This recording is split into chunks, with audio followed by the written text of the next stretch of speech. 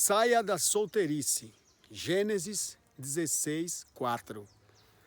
E ele teve relações com Agar, sua escrava, e depois que ela percebeu que estava grávida, começou a desprezar a sua senhora. Quero orar pela sua vida, dar boas-vindas você que está aqui nesse canal pela primeira vez. Se ainda não é inscrito, se inscreve e ativa o sino para receber todos os dias as notificações diárias nesse mesmo horário.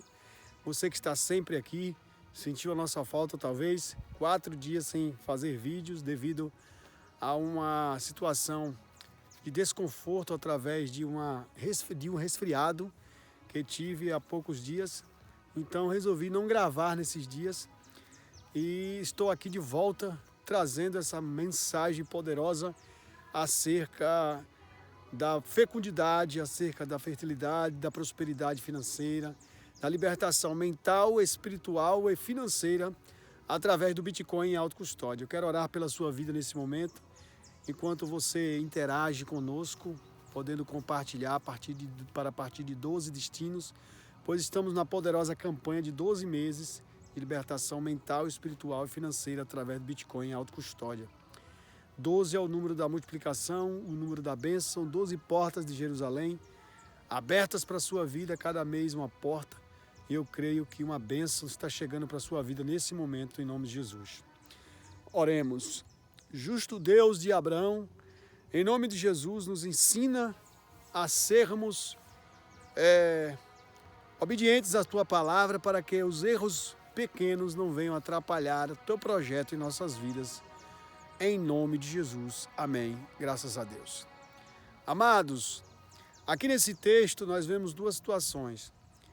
Abraão tem um filho com a sua escrava a pedido da sua esposa por não acreditar que poderia ter filhos na velhice.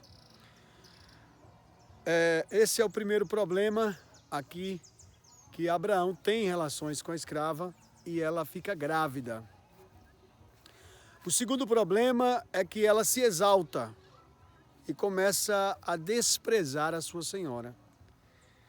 Eu acredito que Sarai, que era a senhora de Agar, ela não esperava que a escrava egípcia, Agar, viesse a maltratá-la, porque iria crescer nela um orgulho e ela se sentiria agora dona do pedaço, pois estava grávida do grande Abraão, do grande homem que estava próspero. Então aquele filho, ele agora não era um filho bastardo, ele era um filho com todas as regalias e todos os direitos. Não se tratava mais simplesmente de um escravo. O filho de Abraão agora seria um herdeiro de toda a riqueza. Então a Agar, ela se orgulha por isso, se exalta por isso e começa a desprezar a sua senhora. E quando esse menino cresce, aí é que vai aumentar mais ainda o desprezo. E Abraão vai começar a cuidar mais desse menino e dessa escrava, como esposa agora. O que nós vemos hoje é um problema da esterilidade voluntária, porque o sistema escravizou a mentalidade das pessoas e fizeram com que elas pensassem que ter filhos é doença, que gravidez é uma enfermidade, que gravidez é coisa para pobre, para quem não se previne, não usa anticoncepcional, quem não busca estudar, se formar, é coisa de mulher que não procura estudar para ser alguém na vida. E é essa ideologia que tem levado à esterilização das mulheres e sido a causa de uma grande destruição de famílias, pois homens que não são estéreis, não fizeram vasectomia, não fizeram nenhum acordo de estar na relação sem ter filhos, eles foram induzidos pelo erro também do anticoncepcional, muitas das vezes, por não ter condições de ter filhos todos os anos, e eles acabaram, e pela ideologia também cristã, evangélica, de dizer que ter necessidade de ter filhos, muitos era no Antigo Testamento, que hoje basta ter um filho só, já multiplicou. Então essa ideologia ela inculcou na cabeça dos crentes, ela conseguiu chipar os crentes e robotizá-los, a ponto de eles esquecerem o principal. E quando eles acordaram, para alguns já é tarde demais, para outros ainda há uma esperança. Só que nesse momento exige muita sabedoria para aqueles que estão em busca de ter filhos, porque não é em qualquer lugar que nós vamos depositar o nosso sêmen e não é em qualquer mulher que vamos construir, com qualquer mulher que vamos construir uma nação. Abraão se precipitou tendo filhos com a escrava. A obrigação aqui não era Abraão ter filho com a escrava, era o escravo dele ter filho com a sua escrava. Pois esses filhos seriam escravos de Abraão e não seus próprios filhos. Não teriam direitos como o próprio filho. Então, o que acontece aqui nesse texto é a afobação. A escrava estava sem marido, Abraão vai lá, invade a privacidade da escrava e gera nela um filho como se ela fosse sua esposa, como se houvesse uma aliança de construção de família. Mas não havia. E isso vai lhe trazer consequências absurdas, pois através desse nascimento de Ismael, surge a briga entre os palestinos e os israelitas por território, por questões de heranças. Então, nessa situação aqui, não é conveniente reproduzir filhos. Até porque Deus prometeu a Abraão ter filhos com a sua esposa, com Sarai, e não com Agar. Era lícito moralmente, mas não era espiritual. Fazia parte da descrença de Abraão, essa atitude. A Sarai também tomou uma atitude de descrença. E é isso que acontece. Hoje, as pessoas tomaram a atitude de não ter filhos voluntariamente, como uma atitude também de descrença em Deus pelas suas promessas, de que ele diz que não faltaria pão na nossa mesa. Eles nunca viam um justo mendigar o pão nem a sua descendência. Mas hoje o custo de uma fralda descartável custa mais do que um pão. O custo de uma fralda descartável é indispensável para um bebê, quando na verdade na época de Abraão não existia a fralda descartável. O bebê fazia cocô no chão, ele se virava ali, a mãe se virava não, que o menino acaba de nascer não se vira, né? A mãe quem cuida de tudo e vai fazendo conforme as forças.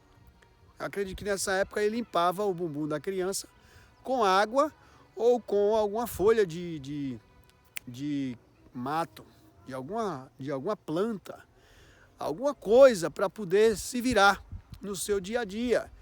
Então criava-se as crianças naturalmente, não tinha tanta exigência e ninguém morria de fome.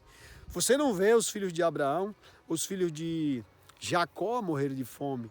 Ele tem 4 mulheres e 13 filhos. O cara era trabalhador, ele tinha recursos, ele buscava, ele pagou pelo dote das filhas de Labão, as filhas de Labão. Então é isso. Hoje nós temos uma busca por hedonismo, que é o sexo pelo prazer, que até o pai de Andressa Urach, que reclamou com a filha e censurou a atitude dela de deixar o filho dela filmar os conteúdos adultos que ela produz, ele censurou e depois ele mesmo agora está fazendo vídeos pornôs também, com várias mulheres e concordando com tudo que a sua filha está fazendo. Então, as motivações são dinheiro. Os norte-americanos dizem: me diga as motivações que eu te digo os resultados. Então, o pai de Andressa Urach, ele está motivado pelo dinheiro. As pessoas, elas podem também não querer ter filhos porque não tem dinheiro. E podem querer ter filhos porque tem dinheiro. Quando eu falo de filhos aqui, eu não falo de fazer filhos bastardos. Agora o governo brasileiro está até incentivando as pessoas a terem filhos e receberem bolsas. Mas essas bolsas é como se fosse um chip de controle das cabeças das pessoas, para que os filhos não sejam delas, e sim do Estado. Porque quem vai mandar nessas crianças, quem vai mandar nesses adolescentes é o governo, é o conselho tutelar, é a escola, é a diretora e não os pais. Os pais precisam ter liberdade financeira, coisa que o Estado não quer proporcionar, quer apenas proporcionar uma alienação financeira. O que é alienação financeira? Uma isca que faz o peixe buscar aquela isca e ficar preso, fisgado ali no sistema. Porque se você quiser que sua filha seja casada, bem casada a partir dos 14 anos, a lei proíbe. No Brasil é proibido. Se você quiser só passar sua filha para alguém através do dote, é proibido, é crime. Ela tem que fazer sexo, segundo a lei, voluntariamente, de graça. O cara lá pode passar doença para sua filha, engravidar a sua filha e largar o neto para você cuidar, e você não pode dizer nada. E se você bater na sua filha, você pode ir preso. Se ela estiver fazendo dancinha de TikTok, você pode ir preso se você agredi-la na tentativa de corrigi-la. Então é esse o país que oferece dinheiro para as mulheres que engravidarem. Não é uma boa iniciativa. Aparentemente é ótima, mas na verdade ali que está por detrás é um controle total da sua família. Que na verdade a família não é sua, é do governo. Então aqui nesse texto nós vemos essa situação. E contextualizando as situações que acontecem hoje, nós podemos perceber que 26% caiu o casamento no Brasil, a busca por casamento, em 10 anos. 26% caiu a taxa de casamentos no Brasil em 10 anos. 26% caiu no Brasil a taxa de casamento em 10 anos. Imaginem, pessoal, o que é que está acontecendo, o que é que está a acontecer na nossa nação brasileira. Nossa nação brasileira, ela está passando por um caos moral, onde o casamento é totalmente desincentivado. Você não vê o governo incentivando o casamento não, viu? Vê incentivando a ter filhos agora, mas não incentiva ao casamento. Existe também incentivo para os filmes pornôs, porque paga impostos, mas não existe incentivo para o casamento. Na verdade, o casamento é proibido na idade fértil. Dos 14 aos 16 anos é literalmente proibido casar, mas é livre para comprar a pílula no dia seguinte. Em qualquer farmácia, uma menor de idade é livre para comprar. Diz que mulheres de cada 3 mulheres, uma de 20 a 40 anos, tomam pílula no dia seguinte sem prescrição médica. De 3 mulheres, uma no Brasil toma a pílula no dia seguinte, de 20 a 40 anos, sem prescrição médica. Outro dado aqui que me chamou bem a atenção, além desses dois, é que mais de 40% das mulheres de 25 a 35 anos priorizam a carreira profissional ao invés do casamento, ao invés da família. Eu estava vendo agora um podcast de Lara com Renato 38 e ela disse que se arrepende amargamente por não ter tido filhos. Ela tem 37 anos, é separada, quer ter filhos, mas já viu que a idade está um pouco avançada. Ela precisaria construir confiança com uma pessoa, com um homem, para poder construir família. Então, se Lara estiver vendo esse vídeo agora, não sei se ela corresponderia ao meu perfil, mas eu também estou na mesma busca de construir família, de construir uma família. Não estou dizendo lançando para ela uma cantada, mas eu acredito que ela pode encontrar homens como eu, por aí, que tenha uma proposta também de ter filhos, de construir família. Não é tarde ainda, a sua idade está uma idade adequada, uma idade boa. Se eu lhe conhecesse pessoalmente, talvez poderíamos desenvolver uma conversa e, quem sabe, nós construirmos uma família, pois eu também estou em busca dessa possibilidade. se Deus assim me conceder. Sei que você, no caso Lara, senhora Lara, é uma pessoa muito bem sucedida financeiramente, não tem interesse nenhum de dinheiro de homem e nem tem interesse de dividir nada, mas ela tem Bitcoin, ela bota tudo em autocustódia, é uma mulher extremamente inteligente. Mas assim, você pode encontrar homens hoje que fazem NoFap, que estão no celibato, esperando em Deus uma mulher para construir família, né? Uma mulher que queira construir família, que esteja pura com essa visão, porque não existe nada mais rico que você possa fazer através do poder de Deus do que filhos. Filhos são heranças do Senhor, são bênção do Deus Altíssimo. A venda de boneca reborn no Brasil cresceu 48% desde 2019 até 2023. Bonecas reborns substituindo filhos, cachorros substituindo filhos. Alguém me perguntou por que aqui eu falo sempre os mesmos assuntos nos meus vídeos. É porque esse assunto ele precisa ser falado, viralizado, compartilhado, porque há um buraco muito profundo nessa situação. Hoje mesmo me deparei com uma jovem de 47 anos, muito minha amiga evangélica, que não teve filhos e não se inquietou para ter filhos. E o marido dela provavelmente quer ter filhos. Então isso pode atrapalhar um pouco o relacionamento deles dois, visto que ele não está estéril, ele tem o desejo de ter filho. Então ele não pode ficar preso a uma situação de não ter filhos, mesmo que não desconstrua esse relacionamento tão profundo que eles têm, mas precisa ser negociado, essa situação precisa ser negociada de uma forma delicada, doce, para que haja uma reprodução digna dentro desse relacionamento. Agora sim existe a necessidade de uma ação divina. Se ela quer ter filhos, se ela não quiser ter filho, ela precisa abrir a exceção como Sara abriu. Só que Sara abriu a exceção, depois criou problemas. Ninguém sabe o que é que Sara queria, porque Sara não acreditava que Deus ia dar filho, não chorava pedindo a Deus para lhe dar filho, como Ana chorou, porque tem mulheres que se conformam com a situação, tem mulheres que aceitam a situação da esterilidade. Então a situação da esterilidade, ela foi aceita como algo benéfico de Deus nesse século 21. Mas a esterilidade é algo maldito diante de Deus. Nunca foi benéfico, nunca foi uma coisa boa.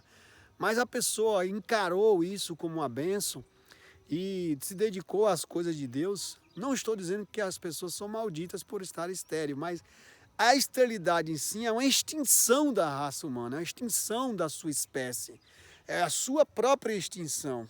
Mas a pessoa não foi ensinada a perceber isso, não foi disparado esse gatilho mental de compreensão do que significa ter filhos.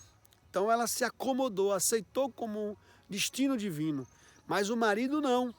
E talvez o marido também aceitou, se acomodou. Então agora é chegado a um final de carreira de fertilidade, a janela da fertilidade está se fechando, 47 anos é uma janela já bem avançada para os dias atuais, os riscos, os desincentivos são altíssimos dos médicos, dos que se dizem autoridades nessa área, mas eu queria dizer que Deus ele é quem dá a última palavra. Mas se ela realmente não quer ter filhos, que ela abra exceção para o marido ter filhos com uma outra alternativa. Isso não é prostituição, isso é uma necessidade de reproduzir, necessidade de perpetuação da espécie, a necessidade de genitura, é uma necessidade biológica, é uma necessidade vital. Essa é a palavra da parte de Deus para nossas vidas.